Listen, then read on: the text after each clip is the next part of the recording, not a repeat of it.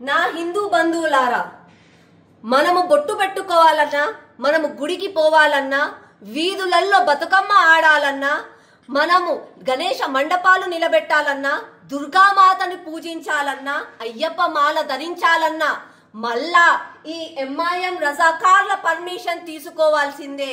మళ్ళా వీళ్ళ చేతుల కింద మనం బతకాల్సిందే. ఈ కుట్ర చేస్తుంది ఎవరు? మన ముఖ్యమంత్రి రేవంత్ ఖాన్.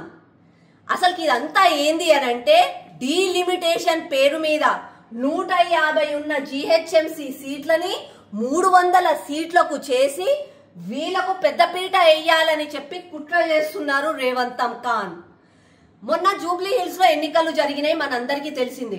అయితే జూబ్లీ హిల్స్ లో కాంగ్రెస్ ఎంఐఎం మధ్యలో ఒప్పందం ఏంది అని అంటే, మీరు ఎంఐఎం వాళ్ళు కాంగ్రెస్ అభ్యర్థిని గెలిపించండి, మేము రాబోయే జిహెచ్ఎంసి ఎన్నికలలో మీకు పెద్ద పీఠం వేస్తాం, మేయర్ పీఠం మీకే ఇస్తామని చెప్పి రేవంత్ ఖాన్ ఆ రోజు ప్రామిస్ చేసిండంట.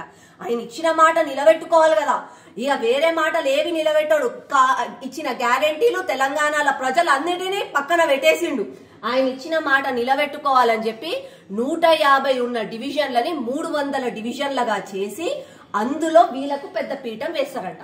జనరల్ గా కూడా డీలిమిటేషన్ జరిగినప్పుడు ఒక సైంటిఫిక్ ఎవిడెన్స్ తోటి ప్రణాళికబద్ధంగా దేన్ని ఎలా డివైడ్ చేయాలో చూడాలి. రోడ్ల పైన తిరుగుతారు, చూస్తారు పాపులేషన్ ని బట్టి. కానీ అవన్నీ ఏం జరగట్లే. కానీ డీలిమిటేషన్ 150 నుంచి 300 అవుతుంది. ఎట్లయితుంది?